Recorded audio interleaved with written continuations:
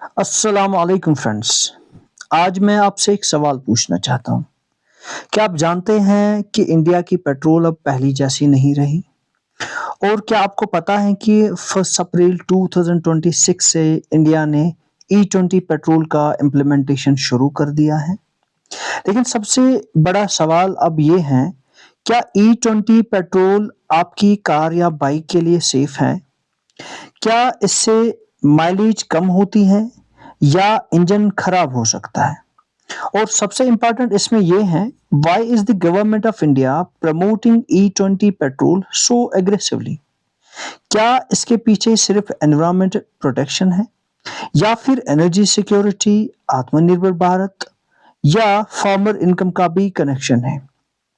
और अगर आप यूपीएससी, जेकेपीएससी, एसएससी, बैंकिंग या किसी भी कॉम्पिटिटिव एग्जाम की तैयारी कर रहे हो, तो ये टॉपिक आपके लिए बहुत ही ज़्यादा इम्पोर्टेंट हो रहा है।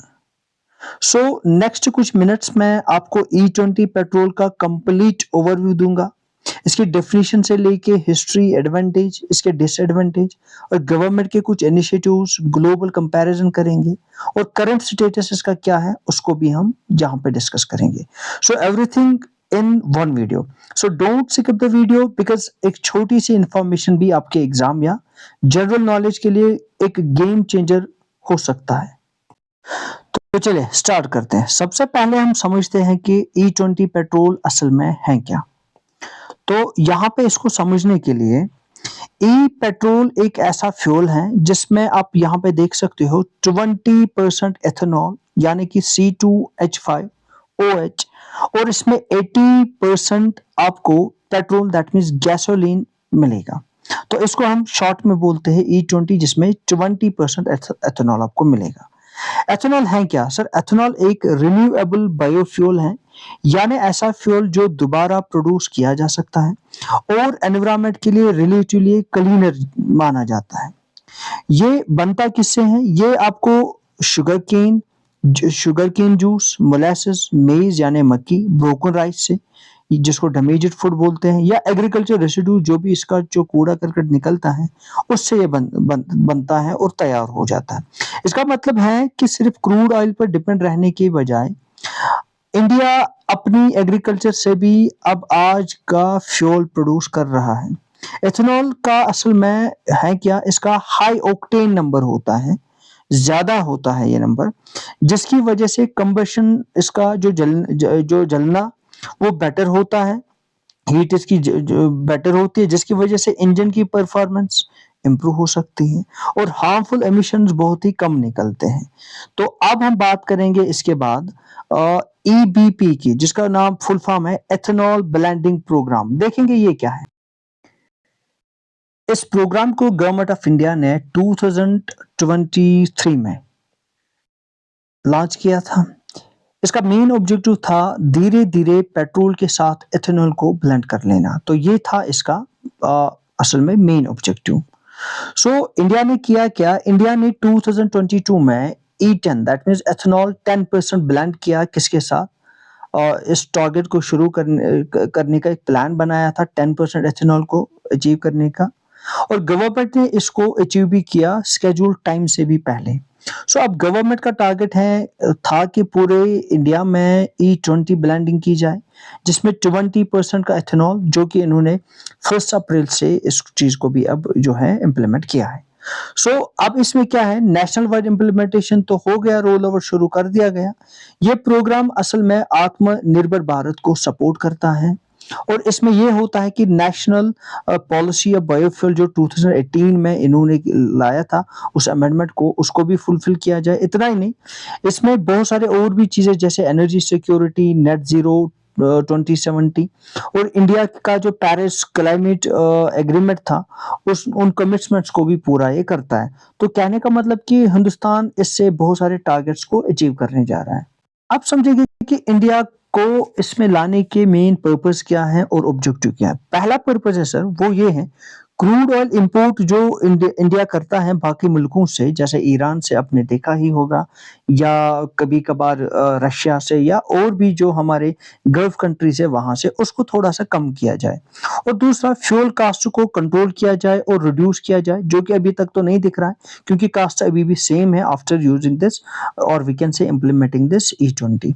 सो एनर्जी रिन्यूएबल एनर्जी को भी प्रमोट करना ये एक और ऑब्जेक्टिव है। एक और ऑब्जेक्टिव इसका ये है रूरल इंडस्ट्रीज को थोड़ा-सा स्ट्रॉन्ग बनाना, क्योंकि ये उन चीज़ों से बनता है जो असल में रूरल एरिया से ही निकलते हैं। और एक और इसमें ये पॉइंट है कि पोल्यूशन और कार्बन डाइऑक्साइड एमिशंस को भी रिड्यूस करना, क्योंकि इन जब हम एथेनॉल इस्तेमाल करते हैं वहाँ से कार्बन के बाकी जो एमिशंस वगैरह ये रिड्यूस होते हैं और पोल्यूशन इससे कम होता है। इंडिया की एनर्जी सिक्योरिटी को इम्प्रूवमेंट करना ये भी एक इसका टारगेट है। और फार्मर्स की इनकम खास तौर पे इसको बढ़ाना, क्योंकि फार्मर्स जो चीज़ें अभी तक जो है बेच नहीं पाते थे या कभी-कभार फेंक भी देते थे, अब उनको एक अच्छी खासी अमाउंट उसको उसमें मिल सकती है। और पूरा इसमें ये है कि sustainable development that means future generation के नीड्स को भी हम कंप्रोमाइज नहीं करेंगे और उसको भी पूरा ध्यान में रख के हम अपने आप को डेवलप करेंगे। तो ये थे कुछ ऑब्जेक्टिव्स इसके। अब बात करें मेन सोर्सेज ऑफ एथेनॉल क्या है। मेन सोर्सेज हैं जैसे आप यहाँ पे देख रहे हो, शुगर केन है, मोलासेस है, तो मेज है, मक्की जिसको बोलते हैं, ब्रोकन राइस है, डैमेज्ड फूड ग्रेन्स हैं या एग्रीकल्चर रेसिड्यूज वगैरह, इससे ये जो है हम बना सकते हैं। तो दोस्तों अब हमने समझा कि E20 पेट्रोल सिर्फ एक नया फ्यूल नहीं बल्कि इंडिया की एनर्जी पॉलिसी, एग्रीकल्चर और एनवायरनमेंट स्ट्रेटजी का एक बहुत ही इंपॉर्टेंट हिस्सा है। लेकिन अब एक सवाल, क्या E20 सिर्फ बेनिफिट्स ही देता है या इसके कुछ डिसएडवांटेजेस भी हैं? So let's find in the next slide. सबसे पहले इसके एडवांटेजेस की बात करेंगे। हिंदुस्तान के लिए सबसे पहले हम अगर बोलेंगे तो ये एक विन विन विक्ट्री है हिंदुस्तान के लिए। पता क्यों? क्योंकि इसका एक ही रीजन है कि इंडिया का जो एनर्जी सिक्योरिटी है, इसका जो इंपोर्टेड क्रूड ऑयल था, इस पे अब डिपेंडेंस थोड़ी सी इसकी कम हो जाएगी, जिसका आप यहाँ पे देख भी सकते हो कि इनका अब ये डिपेंडेंस कम हो सकता है। और इससे फॉरेन एक्सचेंज की सेविंग होती है और इंपोर्ट बिल रिड्यूस होता है। तो ये दोनों इसमें फायदे हैं। तो जो फॉरेन एक्सचेंज था पैसों का या बाकी का, इससे बहुत ही ज़्यादा इंडिया को बेनिफिट पहुंचने वाला है। सो एक और पॉइंट इसमें ये आपको समझना है कि ये इसमें से एनकरेज हो सकता है बायोफ्यूल इंडस्ट्रीज में इन्वेस्टमेंट्स भी, डिसेटलर्स भी और रूरल इंफ्रास्ट्रक्चर भी इससे डेवलप हो सकता है। और इससे ये होता है कि फार्मर्स को बहुत ही ज़्यादा फ़ायदा होगा, क्योंकि शुगर केन, मेज़ और दूसरी क्रॉप्स की डिमांड अब बढ़ जाएगी मार्केट में, जिससे उनकी इनकम बिल्कुल इसमें इम्प्रूव होगी। और इसमें अब ये है कि ये ग्रीन हाउस गैस एमिशंस जो थे, जो क्लोरोफ्लोरोकार्बन्स या कार्बन डाइऑक्साइड की बात करोगे, वो बिल्कुल रिड्यूस होंगे और एयर क्वालिटी बहुत ही ज़्यादा इससे इम्प्रूव हो जाएगी। और इससे ये बहुत ही एक इम्पॉर्टेंट फ़ायदा हो सकता है इंडिया के लिए, जैसे आप यहाँ पे ये चीज़ें देख सकते हो। सो बात करेंगे ये रिन्यूएबल, या हम ऐसे बोल सकते हैं कि एथेनॉल का हाई ऑक्टेन रेटिंग है, जो कि हमने बात की थी, इसकी वजह से कंबशन प्रोवाइड करता है और ये इंजन को डिपॉजिट करता है और इसमें से ये है कि रिन्यूएबल एनर्जी को भी ये प्रमोट करता है और इंडिया के नेट ज़ीरो 2070 टारगेट को भी ये सपोर्ट करता है। सो इसकी वजह से क्लीनर वगैरह समझा जाता है। सो फार्मर्स को भी इसमें से बहुत सारे बेनिफिट्स जो है मिलेंगे। तो फ्यूचर में ये बड़ा एक जो है अच्छा सा जो प्रॉफिटेबल प्रूव हो सकता है हिंदुस्तान के लिए। अब तक हमने इसके एडवांटेजेस देखे, लेकिन किसी भी पॉलिसी को समझने के लिए सबसे ज़रूरी होता है वो ये कि उसके चैलेंजेस को ज़्यादा ज़रूरी समझना। E20 पेट्रोल की अगर हम बात करेंगे, E20 पेट्रोल की, इसमें क्या देखना है? इसमें कुछ इम्पोर्टेंट डिसएडवांटेज हैं जिन पर गवर्नमेंट और एक्सपोर्ट्स दोनों काम कर रहे हैं और आप न्यूज़ में आजकल ये देख ही रहे होंगे कि बहुत सारे चैलेंजेस हैं। सबसे पहले हम बात करेंगे एग्रीकल्चरल चैलेंजेस की। एग्रीकल्चर चैलेंजेस में क्या है? सो एथेनॉल बनाने के लिए जो शुगर केन का इस्तेमाल होता है, वो वाटर इंटेंसिव क्रॉप माना जाता है जिसमें सबसे ज़्यादा पानी इस्तेमाल होता है और अगर ये हमने ज़्यादा अब इस्तेमाल उगाना शुरू किया, इससे ये हो सकता है वाटर रिसोर्सेज पर बहुत ही प्रेशर बढ़ सकता है। सो ये वाटर रिसोर्स पर प्रेशर बेटा बढ़ा सकता है। अब एक और ये है कि अगर कल्टीवेशन ज़्यादा हो जाए तो ग्राउंड वाटर डिप्लीशन हो सकती है। सो ग्राउंड वाटर पे भी इस पे असर पड़ सकता है।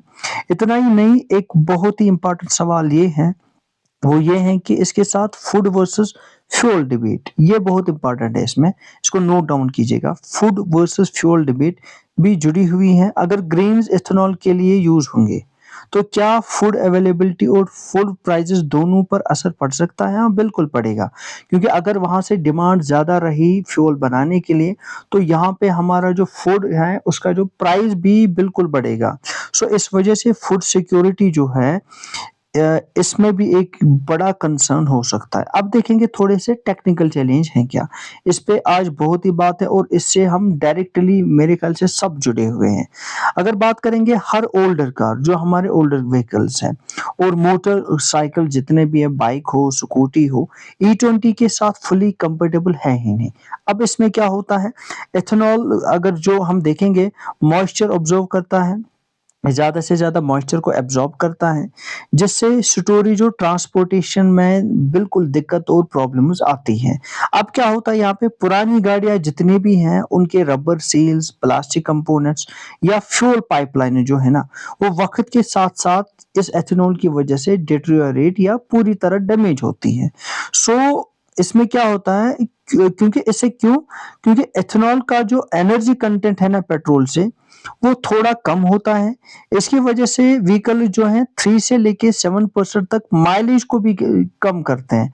तो ये एक और चैलेंज है। अभी हमने देखे कि टेक्निकल चैलेंज कैसे हैं इसके। सो इंफ्रास्ट्रक्चर की अगर हम बात करेंगे, इंफ्रास्ट्रक्चर में इसमें क्या है? सर इंफ्रास्ट्रक्चर चैलेंजेस भी थोड़े से इसके थोड़े मुश्किल ही है। इंफ्रास्ट्रक्चर की बात करेंगे, E20 को सक्सेसफुल बनाने के लिए सबसे पहले अब करना क्या होगा? स्टोरेज टैंक्स की बात करेंगे, ट्रांसपोर्ट सिस्टम की बात करेंगे, ब्लेंडिंग फैसिलिटीज की बात करेंगे और फ्यूल डिस्ट्रीब्यूशन नेटवर्क जो है ना, ये मेन बड़े इन्वेस्टमेंट की जरूरत है वहां पे। सो हर स्टेट में अगर आप देखोगे वहां पे एथेनॉल प्रोडक्शन बराबर नहीं है। सो इसलिए सप्लाई चेन चैलेंजेस यहाँ पे हैं, सप्लाई चेन चैलेंजेस यहाँ पे हैं। और एक और है कि फीड स्टॉक की सीजनल अवेलेबिलिटी प्रोडक्शन को बिल्कुल इफेक्ट कर सकती है, क्योंकि हमारे पास कुछ क्रॉप्स हैं वो सीजनल है, तो ये प्रोडक्शन को तो करेगा, क्योंकि एक सीजन में बनेगा दूसरे में नहीं बनेगा। सो इसके अलावा जो लॉजिस्टिक्स हैं या ट्रांसपोर्ट हैं, इनको भी यहाँ पे एफिशिएंट बनाना होगा, जिसकी वजह से ये बिजनेस पॉसिबल है।